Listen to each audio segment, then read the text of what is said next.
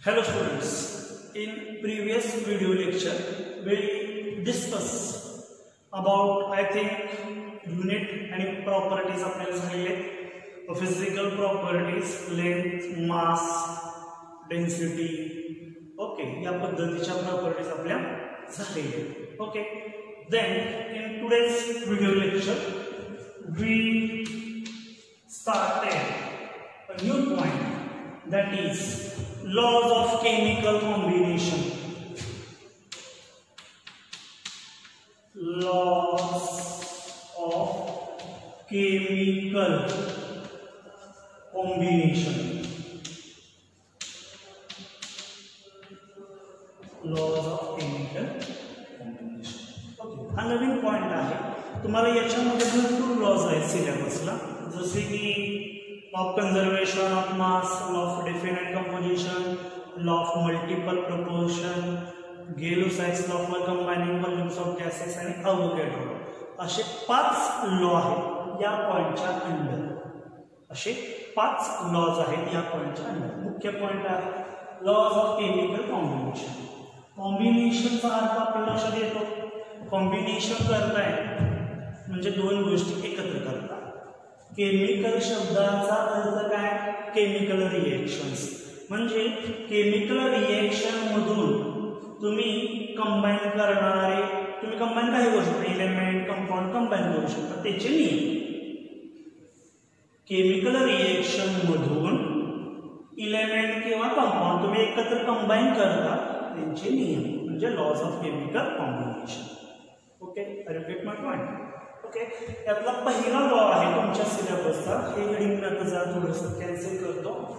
Law of conservation of mass. First law आहे law of conservation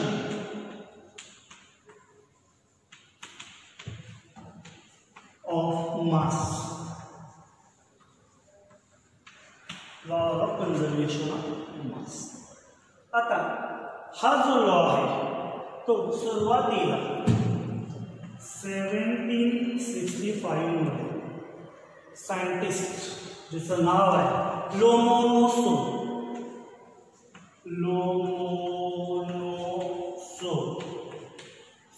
असं नाही म्हणतात का, लोमोनोसो म्हणायचं. इंग्लिश प्रोनाउन्सिएशन नॉलेजला नॉलेज असं म्हणत नाही आपण, के जरी स्पेलिंग असलं तरी. LOMONOSO किती ओ आहे बघा ना. LOMONOSOVE. लोमोनोसो या शास्त्रज्ञानं सुरुवातीला तो सांगितलं. ओके, आपल्यासाठी नाव नसतात बरं का, दिनेश, सुरेश, रमेश, सीता, गीता. काय लोमोनोसो कुठे निघालायस? लोमोनोसो राहणार. ठीक, ह्या सुरुवातीला सांगितलं 1765 मध्ये. देन हा फर्दर अपडेट केला 18व्या शतकामध्ये. 1885 मध्ये सायंटिस्ट लॅव्हियोसियर अपडेट केला.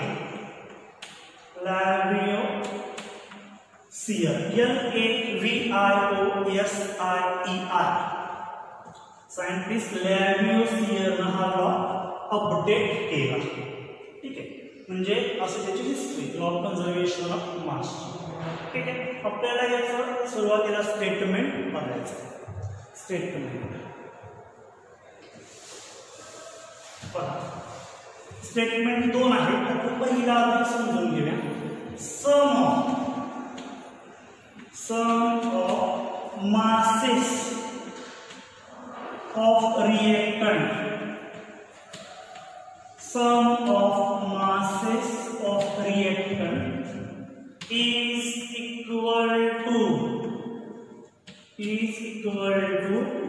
sum of masses of product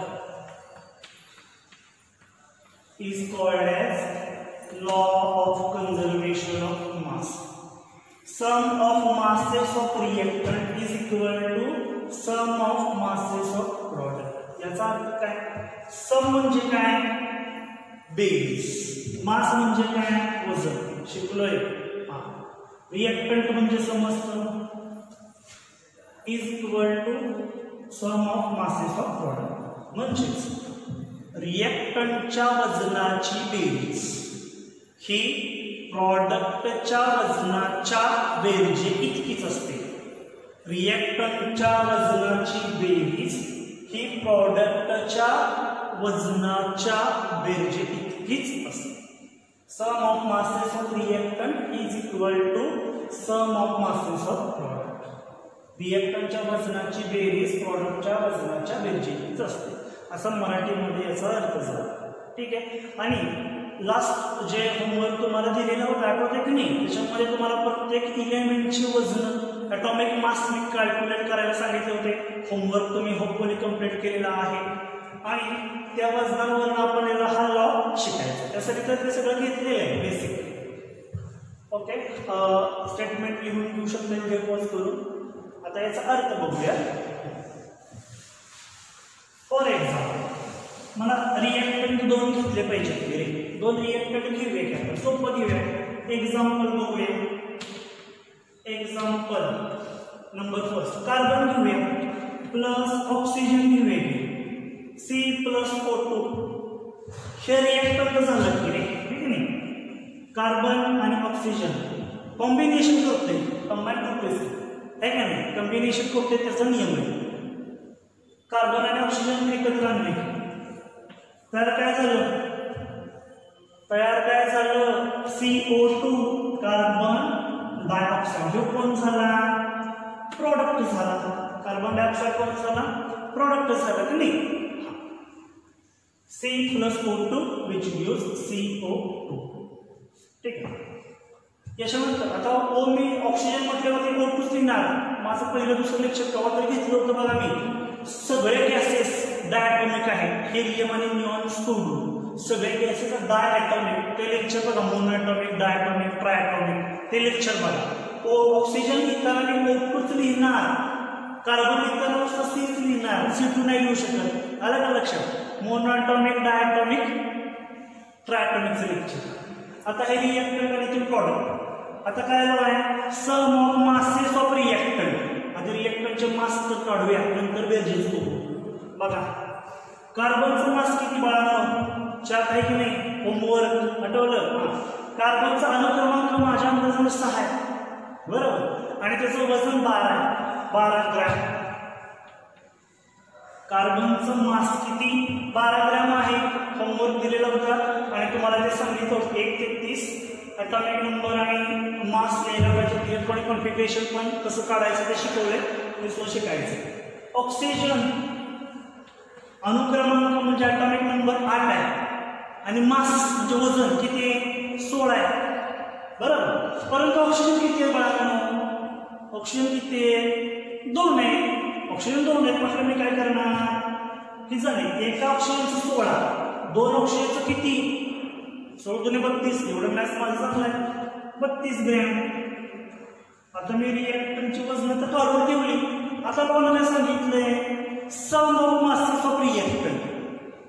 some of masses of reactant पहिला वाक्य हेच आहे. सम SUM म्हणजे सम म्हणजे बेरीज. सम ऑफ मासेस ऑफ रिएक्टंट म्हणजे आता हे रिएक्टंट आहे कार्बन आणि ऑक्सिजन, यांचे मास पण काढून ठेवले, त्यांची बेरीज करूया. बेरीज करायला येते की नाही मला? तुम्हाला पण येणार बरं. किती येणार? 32 + 12 44. 32 + 12 बरोबर 44 काढली. लक्षात. हा आता बघा सम ऑफ मासेस ऑफ रिएक्टंट केलं का नाही? हे रिएक्टंट होते, त्यांचे मास, त्यांची बेरीज केली. पहिलं वाक्य क्लिअर केलं. Sum of masses of reactant हे पहिलं वाक्य क्लिअर झालं का बघा. Is equal to sum of masses of product. आता प्रॉडक्टच्या पण वजनाची बेरीज केली पाहिजे तुम्हाला. CO2 हा प्रॉडक्ट आहे.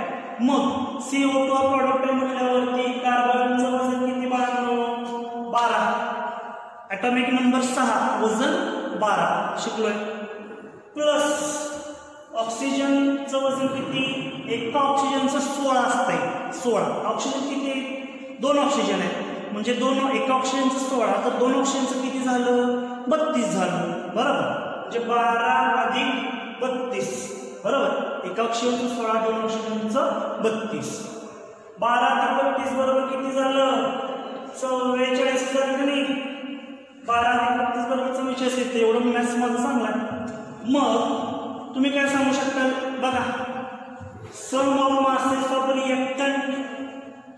equal to sum of masses of product is equal to sum of masses of product.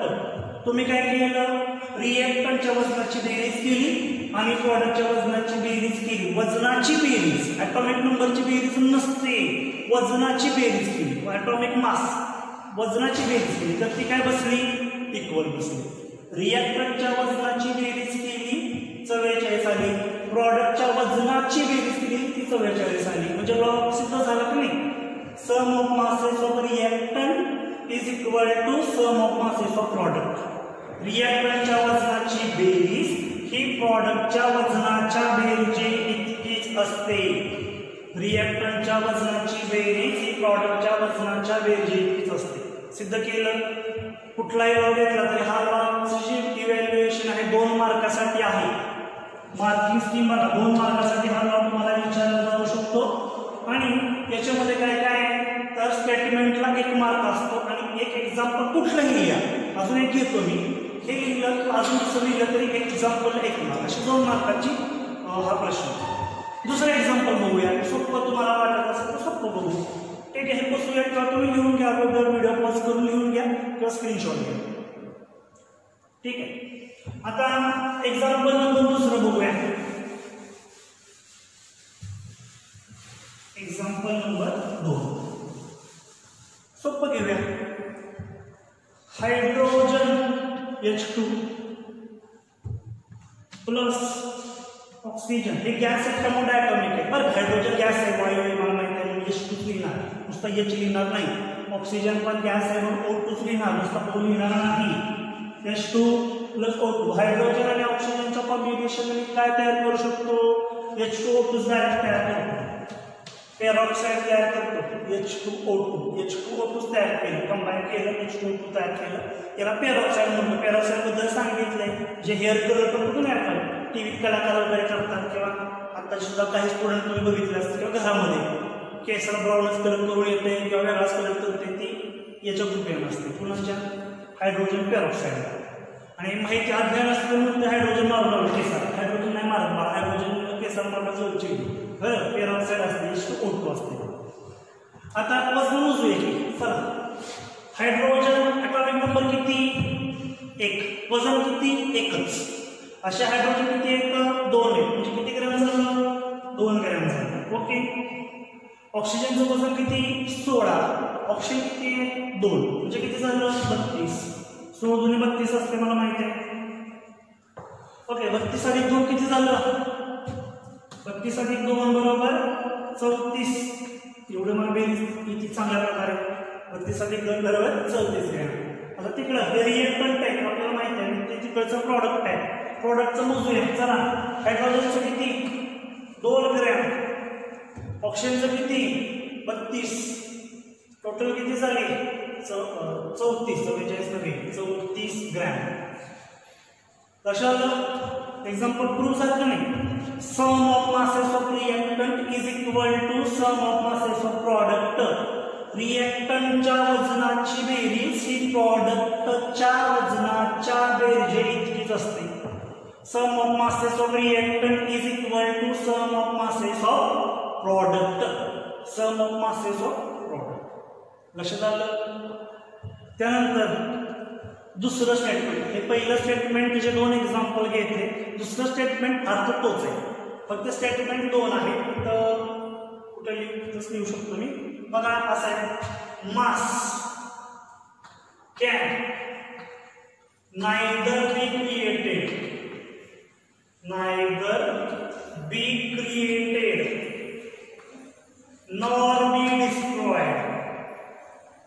nor be destroyed. अर्ध लिहितो, परत अर्ध सांगतो. Mass can neither be created nor be destroyed during chemical combination of matter. ही matter ज्याला प्रत्येक गोष्ट मॅटरच आहे. During chemical combination of matter म्हणजे 2 गोष्टींचं कॉम्बिनेशन होत असताना मास तयार करता येत नाही किंवा नष्ट करता येत नाही. तयार करता येत नाही म्हणजे कसं, तुम्ही 2 अधिक 2 किती होतं, 5 होतात का? 2 और 2 5 जुनी पिक्चर आहे, तसं नाही, पिक्चरचं नाही. 2 अधिक 2 किती होतात? 4च होतात ना, का 5 होतात? सर काय 2 अधिक 2 4च होणार ना, बरोबर. तसं 2 अधिक 2 5 झालं असतं. बघा मी काय म्हणतो, 2 अधिक 2 5 झालं असतं तर मास आपण तयार केलं असतं, 1 ग्राम एक्स्ट्रा तयार केलं आणि ते मी तयार केलेलं खाऊन पण टाकून नष्ट पण करू शकलो असतो. पण 2 अधिक 2 5 होतं का? नाही. मास तुम्ही निर्माण करू शकत नाही, किंवा क्रिएटेड म्हणजे निर्माण, डिस्ट्रॉय म्हणजे नष्ट. During chemical combination of matter, पूर्ण स्टेटमेंट असं आहे. Mass can neither be created nor be destroyed during chemical combination of matter. Mass निर्माण करता येत नाही किंवा नष्ट करता येत नाही. मास निर्माण करता येत नाही किंवा नष्ट करता येत नाही असं त्याचा अर्थ. 2 अधिक 2 4च असते, 2 अधिक 2 बरोबर 5 असं नसते. 5 जर झालं असतं तर 1 ग्रॅम वरचं तुम्ही तयार केलं असतं की नाही. मग ते तयार केलेलं मी तयार पण केले आणि मी ते नष्ट पण करू शकतोय, पण असं होतं का? 2 अधिक 2 अधिक 2 5 होतं का? होत नाही. असं झालं असतं तर मी ते निर्माण केलं असतं आणि नष्ट केलं असतं, पण असं होत नाही. म्हणजे 2 अधिक 2 4च असतं. मास तुम्ही निर्माण करू शकत नाही किंवा नष्ट करू शकत नाही. तुम्ही रिएक्टंट 34च घेतलं, रिएक्टंट तुम्ही 34 बघा, टोटल रिएक्टंट हे 2 रिएक्टंट आहे, त्यांची वजनाची बेरीज 34 आहे, तर प्रॉडक्टच्या वजनाची बेरीज 35 तयार झाली का? 35 झाली का? नाही. म्हणजे तुम्ही मास तयार करू शकत नाही, 34च. तुम्ही एक्स्ट्रा काय तयार करू शकत नाही. रिएक्टंट 34 आहे तर प्रॉडक्ट पण 34च. म्हणजे तुम्ही मास तयार करू शकत नाही. 35 केलं असतं तर तयार झालं असतं. 1 ग्रॅम वरचं तयार झालं की रे, 34 घेतले आणि 35 तयार झाले म्हणजे 1 ग्रॅम वरचं तयार झालं असं अर्थ झाला असता, परंतु असं शक्य नाही. तुम्ही 34 ग्रॅम घेतले तर तुम्हाला किती मिळणार? 34च मिळणार प्रॉडक्टचं. म्हणजे तुम्ही एक्स्ट्रा काय तयार करू शकताय का? 34 35 तयार करू शकताय का? नाही. किंवा नष्ट करू शकताय का? तयारच होत नाही तर नष्ट कसं करणार? बरोबर नाही. Mass can neither be created nor be destroyed during chemical combination of matter. ही शेवटी काय कंबाईनच केली तुम्ही, हायड्रोजन ऑक्सिजन कंबाईनच केली आणि जगातली प्रत्येक गोष्ट मॅटरच आहे, आम्ही मॅटर म्हणू शकतो. बरोबर. Mass can neither be created nor be destroyed during chemical combination of matter. म्हणजे मास तयार करता येत नाही किंवा नष्ट करता येत नाही 2 गोष्टीचं कॉम्बिनेशन होत असताना. 2 गोष्टीचं कॉम्बिनेशन होत असताना मास तयार करू शकत नाही किंवा नष्ट करू शकत नाही. 34 ग्रॅम रिएक्टंटचं वजन बसलं तर प्रॉडक्ट सुद्धा 34 ग्रॅमच बसणार. वरचं एक्स्ट्रा काय 34 वरचं 35 होणार नाही ना 40 होणार ना 50 होणार ना 100 होणार. तसं झालं असतं तर सगळी केमिस्ट्री बदलली असते, पण असं होत नाही. 2 अधिक 2 4च असतात, 2 अधिक 2 5 असू शकत नाही. ठीक आहे. हा पहिला लॉ आत्ताच्या लेक्चरला आपला झालेला आहे. पहिला लॉ आत्ताच्या लेक्चरला झालेला आहे. ठीक आहे. हे झाले लॉज ऑफ केमिकल कॉम्बिनेशनचा पहिला नियम, पहिला लॉ. होपफुली तुम्हाला हा लॉ समजलेला असावा. एकदा नसेल समजला तर व्हिडिओ 2दा बघा, 3दा बघा, समजेपर्यंत बघा. नोट्स प्रिपेअर करा. ठीक आहे. चॅप्टर संपल्यावरती नोट्स PDF स्वरूपात देईनच. बरोबर. ते काय लिहिण्याची गरज नाही, ते PDF मोबाईलमध्ये पण राहते. त्याची तुम्ही दुकानात प्रिंट पण घेऊ शकताय. तुम्हाला प्रिंटेड नोट्स तुम्हाला मिळू शकतात. परंतु नोट्स थोडंसं वेगळं राहतं. जे शिकवतं ते महत्त्वाचं आहे. त्याच्यावरती जे तुम्ही लिहिणार ते तुमचा सराव करून घेणार आहे. तुम्हाला तो लॉ मी शिकवलेला लिहून तुमच्या हस्ताक्षरामध्ये काढला तर तो जास्त अप्लाय होणार आहे ना. त्यामुळं शक्यतो जे व्हिडिओ बघून आहेत व्हिडिओ पॉज करा आणि या पद्धतीनं नोट्स तुम्ही स्वतः प्रिपेअर करा. ठीक आहे. आताच्या लेक्चरला आपला लॉ नंबर 1 झालेला आहे. नेक्स्ट व्हिडिओ लेक्चरला आपण लॉ नंबर 2 किंवा 3 किती होते तेवढे बघूया. Hopefully you have understood all the things teaching here. In next video lecture we will discuss about some next point.